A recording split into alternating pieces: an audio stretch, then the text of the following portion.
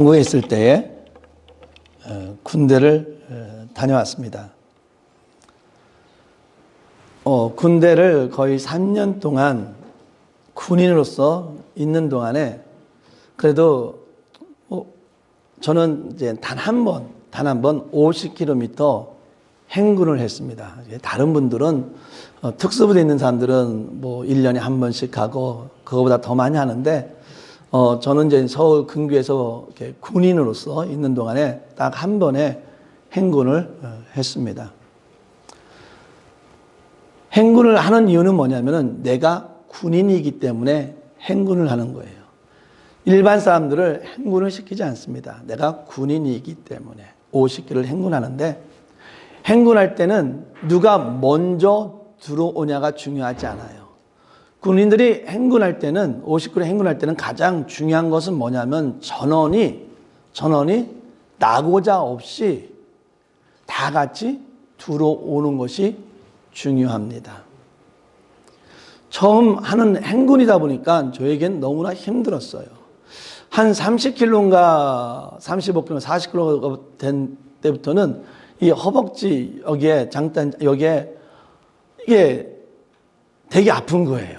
그래서 이제는 50분 걷고 10분은 휴식을 주는데 50분 또 그때부터 50분 동안은 어떻게 걷는 거냐면 그냥 이제 아무 생각 없이 그냥 걷는 거예요. 그냥 습관적으로. 그러고 나서 10분을 쉰 다음에 다시 걸으려고 그러면은 이게 안 걸어지는 거예요. 그래서 저보다 앞에 있는 사람들은 잘 걷고서 쭉쭉 가는데 저는 이게 아직 안 되니까 천천히 가다가 결국은 나중에 이제 따라가다가 다시 50분 걷고 10분 쉬고 이러는 이렇게 어려움이 있었는데 결론적으로는 행군은 마쳤어요. 나고자가 되지는 않았습니다. 그래서 군대에 있어서는 행군할 때 가장 중요한 것은 뭐냐면은 서로 자기네 병사들끼리 협력해서 그 행군을 마치는 것입니다. 완고 다 마쳐야지만이 되는 것이 가장 중요합니다. 오늘 바울이 오늘 이 말씀을 통해서 우리에게 하고 싶은 이야기도 바로 이거예요. 군인이기 때문에 50km 행군을 해야 되고 50km를 다 마쳐야 되는 거예요.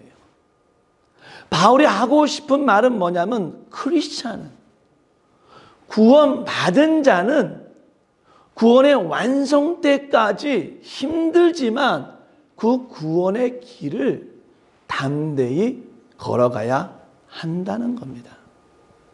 그 예로서 오늘 이스라엘 백성들에 대해서 보여주고 있습니다.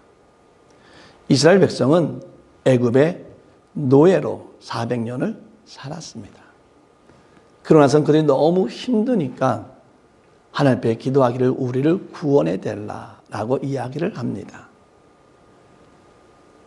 그래서 양의 피를 문설주에 바르는 즉 예수의 보혈로서 그들은 구원을 받게 됩니다. 그러면서 어떻게 합니까? 홍해를 건너게 됩니다.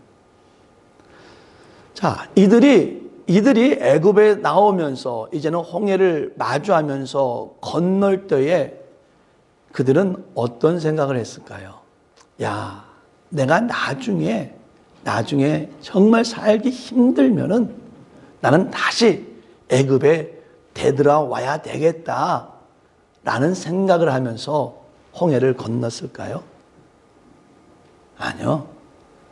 그들이 홍해를 건널 때에는 이제는 내가 더 이상 내가 이 땅은 밟지 않겠다라는 마음을 가지고 아마 그 홍해를 건넜을 겁니다. 그 홍해를 건넙니다. 우리가 출애굽이나 민수기를 보게 되면은 이것은 우리가 어떻게 보면 하나의 이스라엘 역사지만은 바울은 이것을 이스라엘의 역사로 보지 않고 오늘 말씀해 보면은 이거를 뭐라고 얘기하냐면 이것은 세례다라고 말을 합니다. 세례라는 것은 무엇입니까? 이제는 내가 옛것을 다 버려버리고 이제는 주님과 내가 동행하면서 새로운 삶을, 영생을 삶을 살겠다라고 고백을 하는 겁니다. 쉽게 말하면 이스라엘 백성이 이제는 이 홍해를 건너면서 이 물에 들어간 겁니다. 물에 들어가니까 이건 뭐예요? 죽은 거예요. 이제는 애굽에 있었던 모든 옛날의 삶은 다 버려야 되는 겁니다. 그 옛적인 삶을 다 버리고 이제는 홍해를 들어가서 나오면서 이제는 새로운 삶을 주님과 동행하면서 사는 삶을, 하나님과 함께하는 삶을 바라보면서 살아가야 한다는 것입니다. 사랑하는 성도 여러분, 이분들이 홍해를 건넜습니다. 애굽에 나와서 홍해를 건넜다면 이들의 목적은 무엇일까요? 아까도 말한 것처럼 내가 힘들면은 내가 다시 애굽으로 되돌아가야겠다라는 것이 이스라엘 백성들의 목적이었을까요? 아니면 나는 광야에서 40년, 100년 살겠다 하는 것이 그들의 목적이었을까요? 아니요. 그들의 목적은 뭐였습니까? 젖과 꿀이 흐르는 가나안 땅에 들어가는 것이 그들의 목적이었습니다. 그 가나안에 들어갈 때까지 어쩌면 어려움이 있을 것이고 힘든 일이 있지만은 어때요? 그들은 그 가나안에 들어가야 하는 겁니다. 그런데요, 재미있는 사실이 하나 있습니다. 그 애굽을 이끌어 나온 정말 영적인 지도자인 모세는 사실은 강건했어요. 그런데 그는 가나안을 바라보기만 했지 들어가지는 못했습니다. 모세가 믿음이 없어서 못 들어갔을까요? 모세가 건강하지 못해서 못 들어갔을까요? 아니요, 그렇지 않습니다. 모세가 믿음이 없어서 건강하지 못해서 못 들어간 것이 아니라 거기는 하나의 심플이 있어요. 뭐냐면은 모세는 어떤 자입니까? 시내산에서 하나님으로부터 직접 십계명을 율법을 받은 자입니다. 그런 자가 그 하나님께 직접 대면한 자가 믿음이 없어서 못 들어간 것이 아니라 하나님께서 우리에게 보여주는 거예요. 뭘 보여주냐면은 율법으로서는 젖과 꿀이 흐르는 땅에 들어갈 수 없다는 겁니다. 그렇다면은 젖과 꿀이 흐르는 땅을 들어갈 수 있는 것은 무엇입니까? 결국 젖과 꿀이 들어간 땅을 누가 인도했냐면 여호수아가 인도했어요. 이 여호수아의 다른 이름은 똑같은 말하면 그게 호세아입니다. 또 다른 이름은 예수입니다. 쉽게 말하면 젖과 꿀이 흐르는 구원의 완성을 이루는 그곳을 들어갈 수 있는 것은 율법이 아닌 뭐로서? 예수를 믿는 믿음으로써 들어감을 우리에게 모세를 통해서 보여주고 있는 겁니다. 사랑하는 성도 여러분, 우리는 예수를 믿으면은 모든 게 다 잘 될 줄 알아요. 우리가 80년도 때 복음을 전하는 데 있어서 정말 대부분의 많은 복음 전도자들이 이렇게 전도했어요. 예수 믿기만 하면 부자 됩니다. 예수 믿기만 하면 건강합니다. 예수 믿기만 하면 복 받습니다. 해놔가지고 그때 그 힘들었던 사람들이 뭐 하기 위해서? 복 받기 위해서. 야, 예수 믿기만 하면 복 받는다는데, 예수 믿기만 하면 물질적인 복을 누리겠다는데 손해볼 건 없잖아요. 그래서 한때 80년대 정말 힘들 때에 그때 정말 열정적으로 전도하는 가운데 그때 기독교가 가장 급성장한 때였습니다. 그런데 한번 여러분의 삶을 되돌아봅시다. 한번 여러분의 신앙적인 고백을 한번 봅시다. 정말 예수 믿으니까 정말 물질적인 복이 쏟아졌습니까? 정말 예수 믿으니까 아픈 것 없이 항상 건강했습니까? 예수 믿으니까 모든 정말 어떤 근심, 걱정 없었습니까? 안 그렇습니다.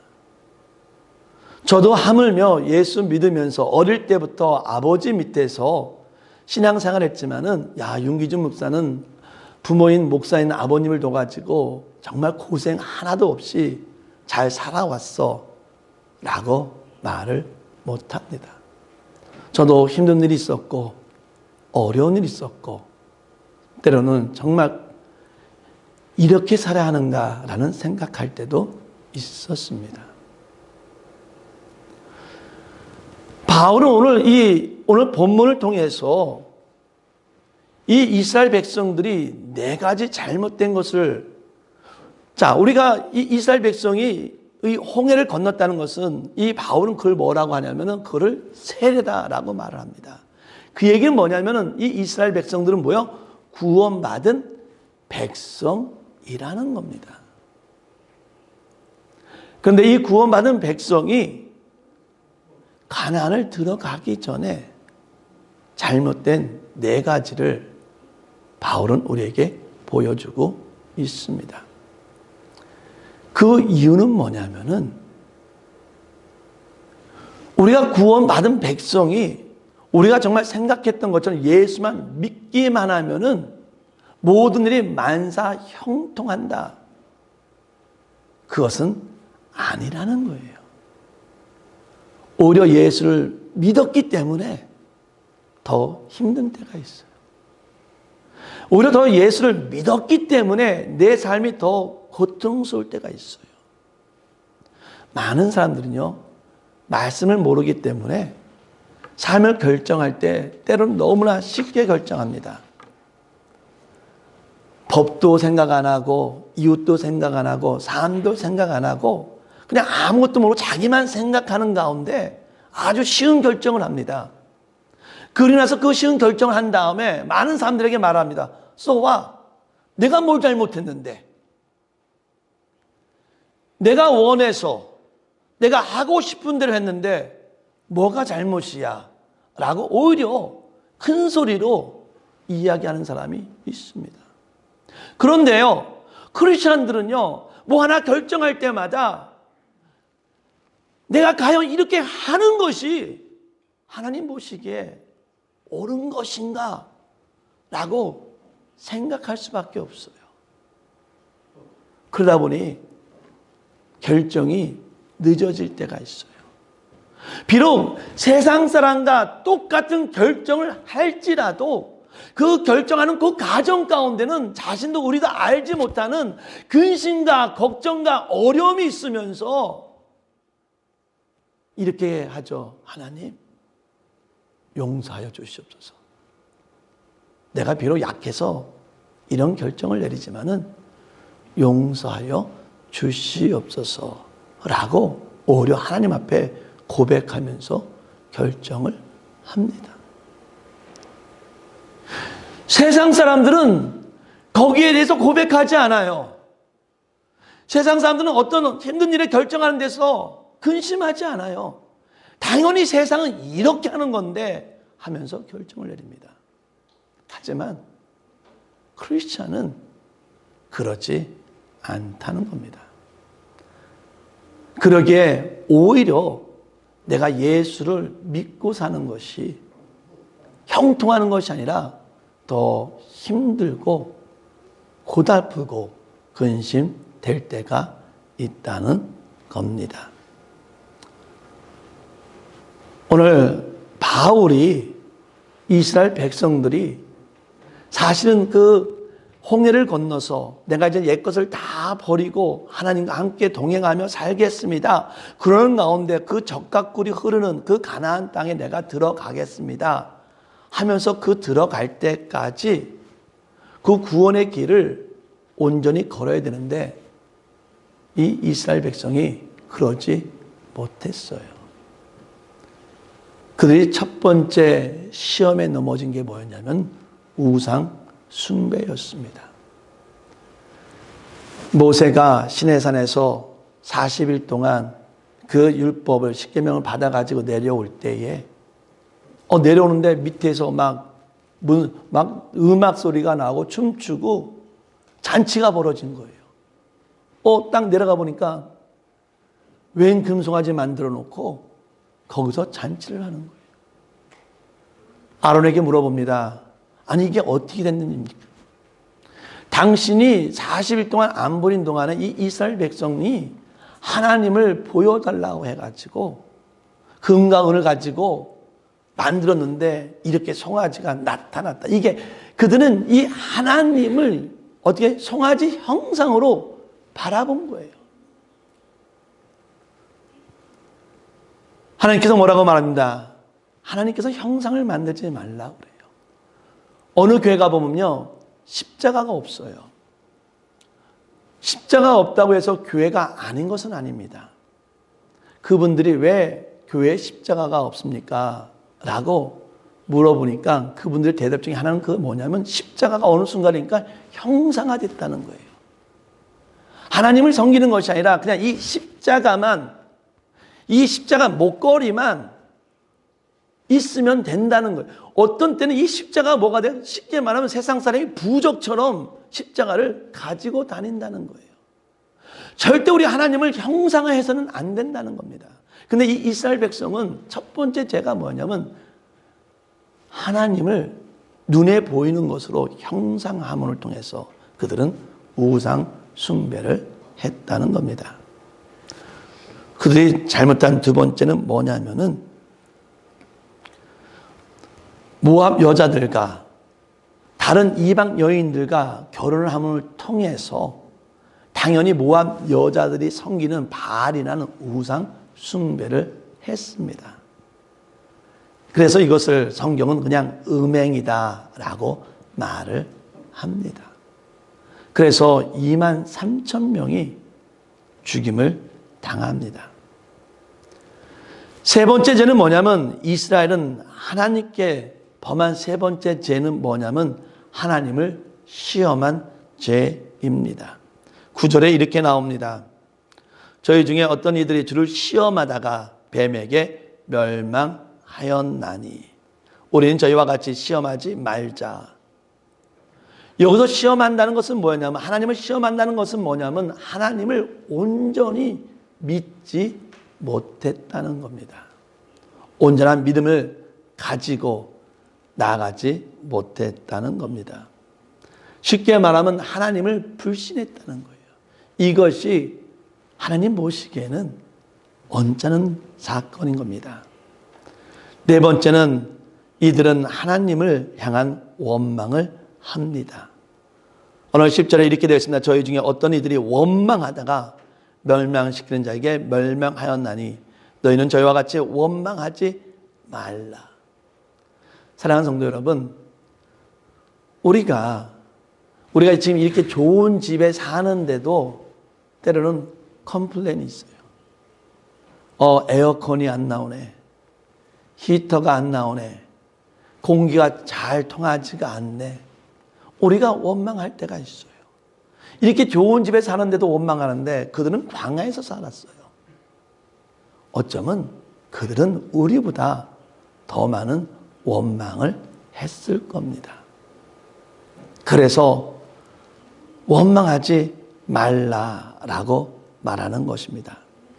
사랑하는 성도 여러분, 지금 바울은 이 네 가지 죄를 누구에게? 이스라엘 백성. 어떤 백성? 세례를 통해서 구원받은 백성들이 하나님 앞에서 잘못된 길로 간 것을 보여주는 겁니다. 그래서 바울이 말합니다. 야, 이 이스라엘 백성이 이 행한 네 가지가 지금 구원의 완성을 향해 가고 있는 우리에게 샘플이다. 하나의 복이다. 너희 지금 고린도 교회, 너희가 지금 믿음이 많다고, 너희가 많은 은사를 가졌다고 교만하는데, 자만하고 있는데, 봐라. 광야에서 정말 만나와 그 메뚜라기를 보면서 그 구름 기둥과 불 기둥을 통해서 그 많은 하나님의 은혜를 체험한 사람들이 이렇게 무너졌다. 저 젖과 꿀이 흐르는 가나안 땅에 들어가야 되는데 구원받은 백성이 하나님 앞에서 이렇게 죄를 범하며 넘어졌다. 우리는 이거를 거울 삼아서 우리는 구원의 완성 때까지, 구원을 이룰 때까지 우리는 온전한 믿음의 삶을 살아야 한다라는 것은 바울이 그 고린도 교회에 선포하는 것이며 지금 바로 우리 성도들에게 선포하고 있는 겁니다. 사랑하는 성도 여러분, 여기 있는 우리는 다 하나님의 자녀입니다. 우리는 이미 구원받은 백성입니다. 야, 내가 하나님 앞에 구원을 받은 백성이기에 내 앞에는 아무런 문제가, 아무런 시험이 없다 생각하지 마십시오. 오히려 하나님이 자녀이기 때문에 내 앞에 더 많은 시험이 있을 수 있습니다. 중요한 것은 뭐냐면 그 시험 때문에 이 이스라엘 백성처럼 넘어져서는 안 된다는 겁니다. 우리가 신앙생활하면서 힘들고 어려울 때에 그 어려움 때문에, 그 힘든 것 때문에 우리의 신앙생활을 포기해서는 안 된다는 거예요. 왜냐하면 오늘 말씀에 말하기를 우리가 감당하지 못할 시험은 없다라고 말을 했습니다. 이 말은 무엇이냐면은 우리가 시험 가운데 있을 때에 하나님이 우리와 함께 하신다는 거예요. 그 시험 가운데 있을 때에 우리를 인도하시는 분은 내가 아니라 하나님이시라는 겁니다. 따라서 그 하나님만 의지한다면, 하나님만 바라보게 된다면은 우리는 그 앞에 놓이는 모든 시험들, 그 감당할 시험이 없다는 이유는 라고 말하는 겁니다. 아니, 오히려 반대로 말하는 겁니다. 우리는 언제든지 이 시험을 이길 수 있다라고 강조를 하고 있는 겁니다. 사랑하는 성도 여러분, 우리가 힘들 때일수록, 어려울 때일수록 하나님을 바라보시기를 바랍니다. 그 한때 한국에서 맨발의 기붕이라는 그 영화가 있었어요. 그 40살 되는 사람인데 그 지능은 8살 되는 그 수준의 지능을 갖고 있는데 이 맨발의 기붕이는 항상 돌아다닐 때 맨발로 다녔던 것 같아요. 그리고 이 사람은 제일 좋아하는 게 엄마를 사랑하고 그리고 달리는 걸 좋아해요. 근데 이 엄마가 이빨이 없으니까 엄마한테 틀니를 해주겠다고. 근데 이 마라톤 대회가 있는데 그 마라톤 대회에 가면은 1등을 하면은 상금을 주는 거예요. 그래가지고 그 상금을 타서 엄마에게 그 틀니를 해주겠다고 그 마라톤 대회에 참석을 합니다. 항상 맨발로 뛰어다녔기 때문에 달리는 건 자신이 있었어요. 그래가지고 이 기붕이는 마라톤 대회에 참석해서 아주 자신 있게 열심히 뜁니다. 잘 뛰었어요. 그런데 뛰는 도중에 심장에 문제가 옵니다. 그래가지고는 처음에 뛰었던 그 스피드대로 뛸 수가 없었어요. 이제 시간이 지나서 사람들은 이제는 다 끝났다라고 접으려고 하는데 그 동네 사람들이 아니다. 아직 기붕이가 도착 안 했다라고 해서 그 동네 사람들이 고집합니다. 좀 더 지켜보자 하는 가운데 기붕이가 천천히 힘들게 결국은 그 마라톤 그 마지막 선까지 들어오게 됩니다. 그리고는 그 들어왔으니까 거기 참석한 사람들이 메달을 줍니다. 이 메달을 줬는데 이 기붕이는 그 메달이 1등이라고 생각을 한 거예요. 그 메달은 무슨 메달이냐면 다 완주한 사람한테 주는 메달인데 그 기붕이가 8살 수준의 그 지능이니까 그 메달을 가지고 엄마한테 엄마 나 1등 했어 하면서 그 메달을 주는데 그 엄마는 글을 못 읽어요. 그러니까 그게 또 1등 메달인 줄 알아요. 아닌 거 그래가지고 그 동네 사람들이 그게 기특해가지고 돈을 모아가지고 엄마의 틀니를 해줍니다. 기붕이는 엄마를 사랑했어요. 그리고 그는 뛰는 것밖에 몰라요. 그래서 그 힘든 마라톤을 거의 반에 왔을 때 이미 문제가 생겼지만은 엄마를 사랑하고 자기가 좋아하는 마라톤으로서 끝까지 완주를 하게 됩니다. 사랑하는 성도 여러분, 우리도 마찬가지입니다. 우리는 하나님의 자녀입니다. 우리는 하나님을 사랑합니다. 하나님께서는 우리에게 능력을 주었어요. 우리가 구원의 완성 때까지 주님의 자녀로서 살아갈 수 있는 그 능력을 주었습니다. 그런데 원치 않는 가운데 우리가 힘들 때가 있어요. 하지만 그 힘든 때에도 하나님은 지켜보십니다. 하나님은 그 앞에서 인도하십니다. 하나님께서는 우리가 힘들 때 그 주위 사람들, 기붕에게 그 주위 사람들이 기다렸던 것처럼 우리 주위 사람들에게, 우리 성도들에게 그 힘든 사람을 붙여줍니다. 그리고서는 같이 일어서게 만듭니다.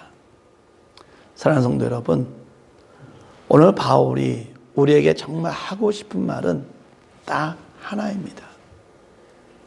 하나님의 자녀로서 구원의 완성을 이룰 때까지 힘들지만 그 힘든 것은 분명히 주님과 함께 하심을 통해서 감당할 수 있는 것이니까 절대 포기하지 말고 구원의 마라톤 구원의 완성을 이룰 때까지 완주하라라고 우리에게 말씀을 전해주는 겁니다. 오늘 말씀을 통해서 우리가 주님 다시 오실 때까지 비록 힘들지만 그 사명을 잘 감당할 수 있는 저와 여러분 되기를 진심으로 바랍니다. 기도하겠습니다. 하나님, 우리 연약한 자를 하나님의 자녀로 삼아주시고 구원의 삶을 살아갈 수 있도록 인도하여 주셨음에 너무나 감사드립니다. 많은 크리스천들이 예수 믿다가 때로는 힘든 것 때문에, 어려움 때문에 포기하고 낙심하며 정말 너무나 안타까운 것은 때로는 그 예수님을 떠날 때도 있음을 우리는 분명히 알 수 있습니다. 하나님, 오늘 말씀을 통해서 구원받은 백성의 삶이 어떤 삶을 살아야 될지 다시 한번 깨우치게 하여 주시옵소서.